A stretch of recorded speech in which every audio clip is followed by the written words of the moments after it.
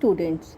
Today's topic of discussion is financial markets and financial intermediaries of Indian financial system. Component of financial system के अंतर्गत हमने अपने पिछले topic में यानी कि पिछले लेक्चर में जो डिस्कस किया था वो था फाइनेंशियल इंस्ट्रूमेंट्स. आज हम जिस पर डिस्कस करेंगे वो है financial markets and financial intermediaries. Financial markets क्या है? Financial markets is a place where financial transactions take place. एक ऐसी जगह जहाँ पर फाइनेंशियल ट्रांजैक्शंस को किया जाता है. आपको जैसे पता है कि फाइनेंशियल मार्केट्स दो वर्ड्स को मिलकर बना हुआ है, फाइनेंशियल एंड मार्केट्स. मार्केट्स क्या है? मार्केट एक ऐसा प्लेस होता है जहाँ पर ट्रांजैक्शंस को डील किया जाता है. तो फाइनेंशियल जो वर्ड यहाँ आ रहा है, यहाँ पर डीलिंग किसकी हो रही है? फाइनेंशियल ट्रांजैक्शंस की हो रही है, जहाँ पर फाइनेंशियल इंस्ट्रूमेंट्स को सेल और परचेज़ किया जाता है. तो वो मार्केट आपकी क्या कहलाती है? फाइनेंशियल मार्केट कहलाती है. तो इस मार्केट में जो काम किया जाता है वो क्या होता है? वो होता है लैंडिंग और बोरिंग का. यहाँ सेवर्स भी हैं, यहाँ पर सेवर्स जो कि लैंडर्स हैं और बोरर्स जिन्हें की फ़ंड की ज़रूरत है. तो फाइनेंशियल मार्केट्स में जिन्हें शॉर्ट टर्म के लिए फ़ंड चाहिए वो शॉर्ट टर्म के लिए फ़ंड बोरो कर सकती हैं, और जिन्हें लॉन्ग टर्म के लिए फ़ंड्स चाहिए वो लॉन्ग टर्म के लिए फ़ंड्स को बोरो कर सकते हैं with the help of financial instruments. तो अगर हम फाइनेंशियल मार्केट्स की बात करें तो क्या मार्केट क्या है? मार्केट एक को अगर देखा जाए तो वो एक प्लेस है, राइट. बट फाइनेंशियल मार्केट्स के लिए प्लेस का होना ज़रूरी नहीं है. जहाँ पर भी ये ट्रांजैक्शन हो रही है वहाँ पर वो मार्केट अपने आप क्रिएट हो जाती है. तो इस तरह से दो तरह की मार्केट्स डेवलप हुई हैं. एक है फिजिकल मार्केट एंड एक है ऑनलाइन मार्केट्स. जो आज की डीलिंग्स हो रही हैं, आज अगर हम ट्रांजैक्शंस देखें, फाइनेंशियल ट्रांजैक्शंस या फाइनेंशियल इंस्ट्रूमेंट्स का सेल परचेज़ देखें तो वो ऑनलाइन हो रहा है. उसमें किसी पर्टिकुलर प्लेस की आवश्यकता नहीं होती है.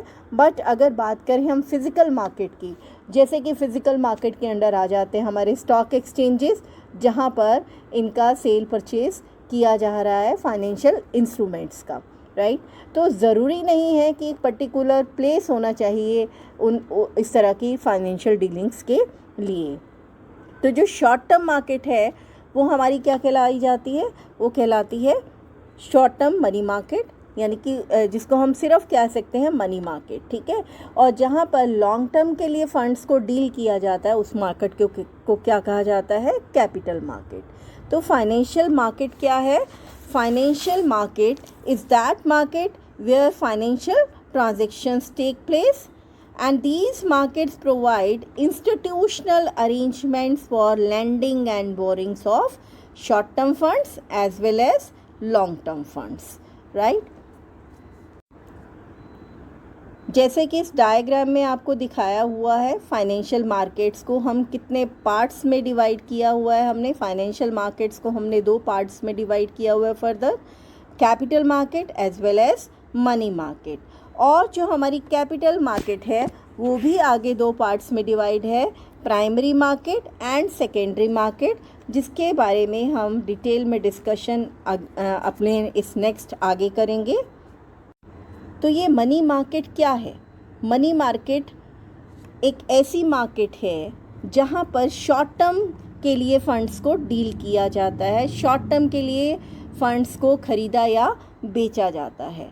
तो components of the financial market, it is a component of the financial market where financial instruments with high liquidity and short maturity are traded. जहाँ पर किस तरह के इंस्ट्रूमेंट्स को हम सेल परचेज़ कर रहे हैं या ख़रीद रहे हैं या बेच रहे हैं, जिनकी लिक्विडिटी तो हाई होती है क्योंकि वो एक वर्ष से कम की अवधि के लिए जारी किए जाते हैं, और उनकी जो मैच्योरिटी टाइम है वो लेस देन 1 ईयर रहता है. So what is Indian money market? Indian money market is a market where short-term monetary assets are bought and sold, or short-term lending and borrowings takes place with the help of short term instruments for short term period in India. ठीक है, तो भारत में जो Indian money market भी उसी तरह की market है जहाँ पर शॉर्ट टर्म के लिए और short term liquidity, short term time के लिए, मैच्योरिटी के लिए मॉनेटरी असेट्स को ख़रीदा और बेचा जाता है, जिसके थ्रू हम लैंडिंग भी कर सकते हैं और बोरोइंग भी कर सकते हैं। और जो ख़रीदा या बेचा जाता है वो किसकी हेल्प से किया जाता है? वो किया जाता है शॉर्ट टर्म इंस्ट्रूमेंट्स की हेल्प से। तो मनी मार्केट में किस तरह के इंस्ट्रूमेंट्स हैं इंक्लूड किए गए हैं? फाइनेंशियल इंस्ट्रूमेंट्स जो कि शॉर्ट टर्म इंस्ट्रूमेंट्स हैं, जिसकी हेल्प से बोरोइंग्स और लैंडिंग्स को किया जाता है। तो ये जो हमारे पिक्चर में आप देख ही रहे हैं, ये हैं treasury bills, commercial papers, certificate of deposits, repurchase agreements, corporate bonds, bankers acceptance. तो ये सभी जो इंस्ट्रूमेंट्स हैं जिनकी हेल्प से सिक्योरिटीज़ की हेल्प से जब है हम लैंडिंग कर सकते हैं और बोरिंग कर सकते हैं, जिसका डिटेल हमने इसी चैनल में नेक्स्ट जो लेक्चर्स हैं मनी मार्केट से रिलेटेड उसमें डिटेल इसका कवर किया गया है। और इन सभी इंस्ट्रूमेंट्स की हेल्प से शॉर्ट टर्म फंड्स को क्रिएट किया जाता है, शॉर्ट टर्म फंड्स की लैंडिंग एंड बोरिंग की जाती है और शॉर्ट टर्म में ही उसका जो है मैच्योरिटी पीरियड बना रहता है।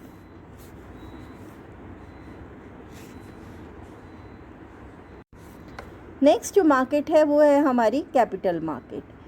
शॉर्ट टर्म मनी के लिए हमने मनी मार्केट को में कवर किया, बट अगर हम लॉन्ग टर्म फंड्स की बात करें तो एक ऐसी मार्केट जहाँ पर लॉन्ग टर्म के लिए फंड्स को क्रिएट किया जाता है, उसकी लैंडिंग की जाती है, तो वो मार्केट क्या कहलाई जाती है? वो मार्केट होती है कैपिटल मार्केट। तो इस कैपिटल मार्केट में लॉन्ग टर्म इंस्ट्रूमेंट्स की हेल्प से बोरिंग्स और लैंडिंग्स को किया जाता है। So the capital market is for both debt and equity securities in India. ठीक है, तो इसमें जो डेट सिक्योरिटीज़ भी शामिल की जाती हैं और इक्विटी सिक्योरिटीज़ भी इसमें शामिल की जाती हैं। और जहाँ पर जो बिज़नेस एंटरप्राइजेस हैं या कॉरपोरेट्स हैं या गवर्नमेंट्स हैं वो लॉन्ग टर्म फंड्स लैंड भी कर सकती हैं और बोरो भी कर सकती हैं। तो कैपिटल मार्केट जो कि 1 साल से 1 वर्ष की अवधि से ज़्यादा समय के लिए लोन प्रोवाइड करती है, तो ये मार्केट क्या होती है? हमारी कैपिटल मार्केट होती है। इस कैपिटल मार्केट में जो सप्लायर्स हैं फंड्स के वो कौन कौन हैं? सप्लायर्स कौन है? इंडिविजुअल्स हैं, क्योंकि इंडिविजुअल जो होता है वो क्या करता है? वो सेविंग करता है। सेविंग्स जो हैं आगे उसे मोबिलाइज़ किया जाता है with the help of financial markets. और इसके अलावा जो सेकेंड जो सप्लायर है फ़ंड का वो है फाइनेंशियल इंस्टीट्यूशंस, जिसमें banking and non banking institutions आ जाते हैं और वो फ़ंड को मोबिलाइज़ करने में हेल्प करते हैं, सप्लाई करते हैं। किन्हें सप्लाई करते हैं? उन व्यक्तियों को जो उन्हें बोरो करना चाहते हैं। तो इस बोरिंग सेक्टर्स में जो आ रही हैं वो कौन कौन से हैं? फर्स्ट है गवर्नमेंट सेक्टर और दूसरा है कॉरपोरेट सेक्टर। जब सरकार को धन की आवश्यकता होती है तो वो इस जो सप्लायर से जो लॉन्ग टर्म में डील कर रहे हैं, लॉन्ग टर्म फंड्स प्रोवाइड कर रहे हैं, उनसे धन को इकट्ठा कर सकते हैं, धन ले सकते हैं, बोरो कर सकती है गवर्नमेंट। और इसके अलावा कॉरपोरेट सेक्टर है, जो कॉरपोरेट्स हैं जो डिबेंचर सिक्योरिटीज़ को इशू करके, इक्विटी प्रेफरेंस शेयर्स को इशू करके या अलग अलग तरह के बॉन्ड्स इशू करके अपने लिए फ़ंड को बोरो करती है। इक्विटी शेयर्स मार्केट में इशू करती है, कॉरपोरेट सेक्टर्स इशू करती हैं और उसकी हेल्प से कैपिटल को कलेक्ट किया जाता है, कैपिटल को क्रिएट किया जाता है कॉरपोरेट सेक्टर द्वारा। लेकिन जो डिबेंचर्स या बॉन्ड्स हैं उनकी हेल्प से कॉरपोरेट सेक्टर लोन्स को क्रिएट करता है, लोन्स अपने लिए इकट्ठा करता है। तो जब वो फंड को इकट्ठा करना चाहता है कॉरपोरेट सेक्टर तो अपने शेयर्स को इशू करता है, डिवेंचर्स को इशू करता है, डेवलपमेंट बैंक से बोरो करता है, इन्वेस्टमेंट इंस्टीट्यूशन से बोरो करता है। इसके अलावा वो पब्लिक डिपॉजिट्स को भी अट्रैक्ट करता है। पब्लिक डिपॉजिट्स यानी फिक्स डिपॉजिट्स हैं या वो डिपॉजिट्स जिसमें टाइम पीरियड फिक्स होता है, उसके थ्रू जो कॉरपोरेट सेक्टर है अपने लिए फंड को कलेक्ट करता है। नेक्स्ट जो हमारा टॉपिक है वो है फाइनेंशियल इंटरमीडियरीज। फाइनेंशियल मध्यस्थ कौन है? जो कि वित्तीय मध्यस्थ, जो कि वित्त को इकट्ठा करने में सहायता देते हैं। तो financial intermediaries are the organisations which act as a link between the investors and the borrowers to meet the financial objectives of the both the party। यहाँ पर दो पार्टीज़ का होना ज़रूरी है। नंबर वन वो पार्टी जिसे कि फंड बोरो करना है, और दूसरी पार्टी जिसे अपना फंड सेव करना है, तो लेंड करना है। तो ये फाइनेंशियल इंटरमीडियरीज कैसे क्या काम करती हैं? वो इन दोनों के बीच में लिंक क्रिएट करती हैं। जिस व्यक्ति के पास, ऑर्गेनाइजेशन के पास सरप्लस फंड है, ठीक, वहाँ से वो फंड कलेक्ट करती हैं और वहाँ तक पहुँचाती हैं जिन्हें बोरो करना है, जिन्हें फ़ंड की आवश्यकता है, जिनके पास धन की कमी है और जो उसे आगे इन्वेस्ट करना चाहते हैं। तो इस तरह से फाइनेंशियल इंटरमीडियरीज उन दोनों के बीच में मध्यस्थता का काम करती हैं और लेंडर और सेवर दोनों को आपस में मिलाने का काम फाइनेंशियल इंटरमीडियरीज का रहता है। So financial intermediaries are the institutions which channelize the funds from surplus units who have the surplus funds to the deficit units who needs the funds। तो फंड्स को चैनलाइज करती हैं, फंड्स को आपस में एक दूसरे से पहुंचाने का काम करती हैं, from the surplus units to the deficit units। So these intermediaries include organizational जो हमारी हैं वो उनको इंक्लूड करती हैं। वो कौन सी ऑर्गेनाइजेशंस हैं? These are the financial institutions, these are in the form of banking sectors and these are also in the form of non banking financial institutions. So ये जो इंटरमीडियरीज हैं ये इनको आपस में इन ऑर्गेनाइजेशंस को इंक्लूड करके बनती है। और इसके अलावा हमारा जो एक अनऑर्गेनाइज्ड फाइनेंशियल इंस्टीट्यूशंस भी हैं जो फंड को सप्लाई करने का काम करता है। तो ये जो फाइनेंशियल इंटरमीडियरीज का आपके सामने डायग्राम प्रेजेंट किया गया है, तो इसमें हमें बताया है कि कितने तरह के फाइनेंशियल इंस्टीट्यूशंस हैं। तो दो तरह के हमारे फाइनेंशियल इंस्टीट्यूशंस हैं। फर्स्ट है बैंकिंग इंस्टीट्यूशंस और एक है हमारा नॉन बैंकिंग इंस्टीट्यूशंस। ये बैंकिंग एंड नॉन बैंकिंग दोनों तरह के इंस्टीट्यूशंस आगे दो पार्ट्स में डिवाइड हो जाते हैं। वो हैं organised sector institutions and unorganised sector institutions. की बात करें हम ऑर्गेनाइज्ड फाइनेंशियल इंटरमीडियरीज की, वो कौन से हैं? ऑर्गेनाइज कौन सा सेक्टर है? वो सेक्टर जो कि डायरेक्टली इनडायरेक्टली किसके कंट्रोल में आ रहा है, किसके रेगुलेशन में आ रहा है? रिजर्व बैंक ऑफ इंडिया की, राइट। तो ऑर्गेनाइज सेक्टर वो सेक्टर है which is under the control of reserve bank of India. तो यहाँ पर जो ऑर्गेनाइज सेक्टर है इसमें दोनों तरह के आ जाते हैं। उसमें बैंकिंग इंस्टीट्यूशंस भी आ जाते हैं और उसमें नॉन बैंकिंग इंस्टीट्यूशंस भी ऐड हो जाते हैं। नेक्स्ट इस डायग्राम में आपको बताया है कि ये किस तरह से वर्क करता है, क्या क्या इसमें शामिल किया जा रहा है, क्या इसका स्ट्रक्चर है बैंकिंग सिस्टम का, इंडियन बैंकिंग सिस्टम का। इंडियन बैंकिंग सिस्टम जो रिज़र्व बैंक ऑफ इंडिया के कंट्रोल में है, जो कि हमारी सेंट्रल बैंक है और हमारी मॉनेटरी अथॉरिटी मानी जाती है इंडिया की। तो इसके अंतर्गत तीन तरह से डिवीजन्स हैं बैंक का। वो है commercial banks, then regional rural banks and cooperative banks. Commercial banks आगे फर्दर दो पार्ट्स में डिवाइड हैं। वो है public sector banks and private sector banks. Public sector banks में जो कवरेज है वो है स्टेट बैंक ग्रुप्स की है और अदर नेशनलाइज्ड बैंक्स जो हैं हमारे पब्लिक सेक्टर बैंक्स में आ जाते हैं। और प्राइवेट सेक्टर बैंक्स में दो तरह के बैंक्स हैं। वो हैं एक नंबर वन इंडियन बैंक्स हैं जो कि प्राइवेट सेक्टर के हैं और प्राइवेट सेक्टर में काम करते हैं। और इसके अलावा जो कुछ फॉरेन बैंक्स भी यहाँ काम करते हैं जो कि प्राइवेट सेक्टर के अंडर आते हैं।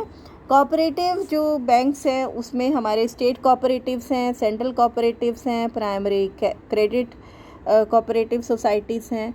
तो इस प्रकार से ये जो है हमारा इंडियन बैंकिंग सिस्टम का स्ट्रक्चर है और वो फाइनेंशियल जो सर्विसेज को प्रोवाइड करता है।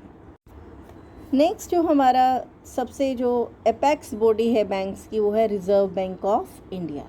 Reserve bank of India is the central bank of the country and regulates the banking system of India.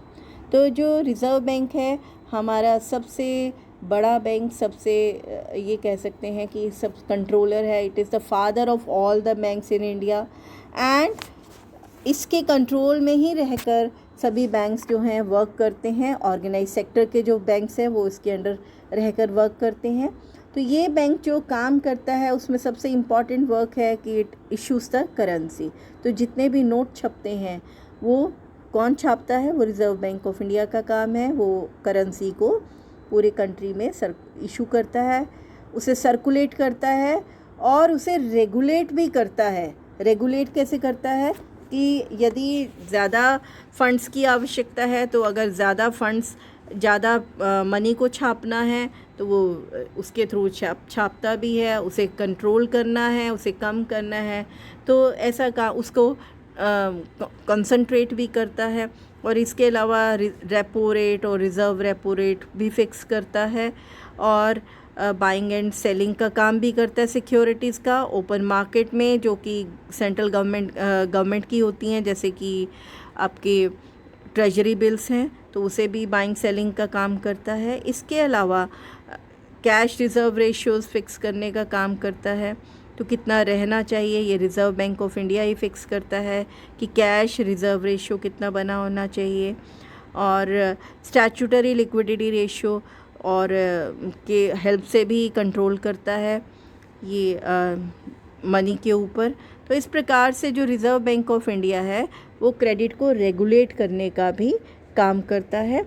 और ये जो बैंक है हमारा फॉरेन एक्सचेंज को भी रेगुलेट करने का काम करता है। फॉरेन एक्सचेंज यानी कि आपको पता है आवश्यकता रहती है हमेशा, और एक रिज़र्व को मेंटेन किया जाता है रिज़र्व बैंक के द्वारा। तो रिज़र्व बैंक जो है फॉरेन एक्सचेंज रिज़र्व्स को होल्ड करता है और सभी जो ऑथराइज्ड डीलर्स हैं जो फॉरेन एक्सचेंज में काम करते हैं या कमर्शियल बैंक्स हैं जो कि फॉरेन करेंसीज़ को ख़रीदते या बेचते हैं उसको भी रेगुलेट करने का काम रिज़र्व बैंक ऑफ इंडिया का है। और इस बैंक को हम बैंकर्स ऑफ द गवर्नमेंट भी कहते हैं क्योंकि सेंट्रल और स्टेट गवर्नमेंट दोनों ही रिज़र्व बैंक ऑफ इंडिया से बोरो कर सकती हैं। और इसके अलावा जो रिज़र्व बैंक है वो गवर्नमेंट को बहुत से मॉनेटरी इश्यूज़ के ऊपर, मॉनेटरी मैटर्स में एडवाइस देने का भी काम करता है। रिज़र्व बैंक ऑफ इंडिया के अंडर दो तरह के बैंक्स आते हैं, वो हैं scheduled banks and non scheduled banks. Scheduled banks कौन से हैं? वो बैंक जो कि reserve bank of India act 1934 की जो सेकंड शेड्यूल है उसके अंदर शामिल किए गए हैं। वो बैंक्स कौन से हैं? वो शेड्यूल्ड बैंक्स हैं। और जो सेकंड शेड्यूल में शामिल नहीं है बैंक्स उन्हें हम नॉन शेड्यूल्ड बैंक्स कहते हैं। अब हम बात करेंगे ऑर्गेनाइज्ड फाइनेंशियल इंटरमीडियरीज़ की, जो कि रिज़र्व बैंक ऑफ इंडिया के अंतर्गत रहकर उसके कंट्रोल में रहकर काम करती हैं। ये ऑर्गेनाइज्ड फाइनेंशियल इंटरमीडियरीज़ क्यों कहलाती हैं? क्योंकि ये रिज़र्व बैंक ऑफ इंडिया के डायरेक्ट कंट्रोल में रहती हैं। और इसके अंदर जो शामिल किए गए हैं वो हैं commercial banks, cooperative banks, foreign banks and non banking financial intermediaries. तो सबसे पहले हम बात करेंगे कमर्शियल बैंक्स की। कमर्शियल बैंक्स वो बैंक्स हैं जो कि आम पब्लिक से डिपॉजिट्स को एक्सेप्ट करती हैं, ठीक है। उनसे जो है जो भी पैसा लेना है वो उनसे ले लेती हैं, एक्सेप्ट करती हैं उनका डिपॉज़िट। जो आम पब्लिक है वो बैंक्स में जाकर अपने पैसे को जमा करती हैं। और इसके अलावा इन डिपॉज़िट्स की हेल्प से जो कमर्शियल बैंक्स हैं लोन्स देने का काम करते हैं, एडवांसेस देते हैं और क्रेडिट को क्रिएट करते हैं। तो कमर्शियल बैंक्स भी हैं जो दो तरह के हैं। एक हैं शेड्यूल्ड बैंक्स जो कि जिनकी मिनिमम कैपिटल 5 लाख की है, और नॉन शेड्यूल्ड बैंक्स जिनकी लेस देन 5 लाख है। तो वो बैंक्स कौन से हैं? वो कमर्शियल बैंक्स के अंतर्गत scheduled and non scheduled banks हैं। तो पब्लिक सेक्टर बैंक्स कौन से हैं? पब्लिक सेक्टर बैंक्स वो बैंक्स हैं जिस पर गवर्नमेंट का कंट्रोल है और जो ओन भी गवर्नमेंट द्वारा किए गए हैं, तो वो सब बैंक्स क्या कहलाते हैं? वो पब्लिक सेक्टर बैंक्स हैं जिसमें गवर्नमेंट की हिस्सेदारी बनी रहती है। इसके अंतर्गत आज की डेट में जो शामिल किए गए हैं वो state bank of India, nationalised banks and regional rural banks. और नेक्स्ट जो आपका आता है वो आता है private sector banks. Private sector banks के अंतर्गत बहुत सारे बैंक्स हैं जिसके अंदर प्राइवेट कैपिटल को इन्वेस्ट किया जाता है। उसमें जो है गवर्नमेंट का रोल प्ले नहीं होता, ना ही गवर्नमेंट द्वारा ओन किए जाते हैं, ना ही कंट्रोल होता है, पर रिज़र्व बैंक ऑफ इंडिया का कंट्रोल बना रहता है। इसके अंतर्गत आ जाते हैं HDFC, जैसे आपने नाम सुना होगा, ICICI, Kotak Mahindra bank, YES bank. तो ये कुछ एग्जांपल्स हैं जो कि आपके प्राइवेट बैंक्स के एग्जांपल्स हैं, और इन सब का डिटेल आपको जो है नेक्स्ट चैप्टर्स में मिल जाएगा मेरे चैनल पर, specially in the commercial banks.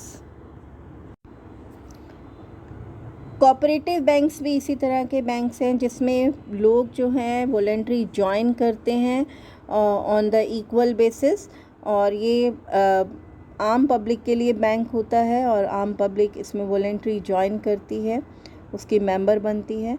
और ये बेसिकली जब बैंक्स को डेवलप किया गया था वो आम पब्लिक के बेटरमेंट के लिए और उनके इकोनॉमिक इंटरेस्ट के लिए, उनके फ़ायदों के लिए, उनके बेनिफिट्स के लिए इसे बनाया गया था। और ये बैंक जो हैं 3 तरह से मेनली पाए जाते हैं। वो प्राइमरी एग्रीकल्चर सोसाइटीज़ हैं, सेंट्रल कोऑपरेटिव बैंक्स हैं एंड स्टेट कोऑपरेटिव बैंक्स हैं। तो प्राइमरी एग्रीकल्चर सोसाइटीज़ क्या होती हैं? ये वो सोसाइटीज़ हैं जहाँ पर मोर देन 10 पर्सन्स ज्वाइन करते हैं to create a cooperative credit society, और इसमें जो है शॉर्ट टर्म और मीडियम टर्म दोनों तरह के लोन्स को दिया जाता है। और जो इसके मेंबर्स बनते हैं वो उसमें अपने डिपॉजिट्स को डिपॉजिट करवाते हैं, अपने डिपॉजिट्स को यहाँ पर रखते हैं, और ये बैंक जो है, ये जो सोसाइटी है, एक्सेप्ट करती है इस तरह के अपने मेंबर्स की सेविंग्स को। तो इस तरह से ये जो है छोटे लेवल पर काम करती हैं और मेंबर्स जो हैं इसमें जो है इसे चलाते हैं। देन आते हैं सेंट्रल कोऑपरेटिव बैंक्स कौन से हैं? ये वो बैंक्स हैं जो कि प्राइमरी कोऑपरेटिव सोसाइटीज़ को सुपरवाइज़ करते हैं, और ये बैंक्स जो हैं फाइनेंशियल असिस्टेंस भी प्रोवाइड करते हैं अपनी इन प्राइमरी कोऑपरेटिव सोसाइटीज़ को, और इनका नंबर भी इंडिया में बढ़ता जा रहा है। देन आते हैं स्टेट कोऑपरेटिव बैंक्स आते हैं। तो every state has a main cooperative banks that runs all the central cooperative banks in that state. तो ये जो वो स्टेट कोऑपरेटिव बैंक्स हैं जो हर स्टेट में पाए जाते हैं, और ये सेंट्रल कोऑपरेटिव बैंक्स को रन करने में भी हेल्प करते हैं। और स्टेट कोऑपरेटिव बैंक्स जो हैं सेंट्रल कोऑपरेटिव बैंक्स को लेंडिंग करने का भी काम करते हैं, उन्हें हेल्प करते हैं सेंट्रल कोऑपरेटिव बैंक्स को स्टेट में रन करने के लिए। फॉरेन बैंक्स की बात करें तो फॉरेन बैंक्स वो बैंक्स हैं जो कि इंडिया में इस्टेब्लिश किए गए हैं, लेकिन इनका जो ओन है वो दूसरे देशों के द्वारा है, और गवर्नमेंट जो है ये दूसरे देशों से ही आए हुए बैंक्स हैं भारत में, जैसे कि सिटी बैंक है, स्टैंडर्ड चार्टर्ड बैंक्स हैं, अमेरिकन एक्सप्रेस बैंक्स हैं, हांगकांग एंड शंघाई बैंक्स हैं। तो ये बैंक्स जो है आज की डेट में इंडिया में अप्रॉक्सीमेट 43 फॉरेन बैंक्स हैं, और उनकी ब्रांचेज़ हैं इंडिया में जो काम कर रही हैं और बहुत ही अच्छी फैसिलिटीज़ प्रोवाइड कर रहे हैं इंडियन लोगों के लिए। नेक्स्ट जो आते हैं वो हमारे नेक्स्ट है non banking financial intermediaries. Non banking financial intermediaries जैसे नाम से पता चल रहा है वो फाइनेंशियल इंस्टीट्यूशंस हैं जो कि बैंकिंग एक्टिविटी नहीं कर रहे हैं। मतलब बैंकिंग एक्टिविटी मतलब आम पब्लिक से डिपॉजिट्स यानी सेविंग्स नहीं एक्सेप्ट कर रहे हैं, और बट किसी अदर फॉर्म में वो पब्लिक से फंड्स को कलेक्ट करते हैं। कई बार अलग अलग इंस्ट्रूमेंट्स को इशू करके करते हैं या किसी भी प्रकार से करते हैं, बट डायरेक्टली जो है आम पब्लिक उसमें अपनी सेविंग्स को डायरेक्ट इन्वेस्ट नहीं करती है।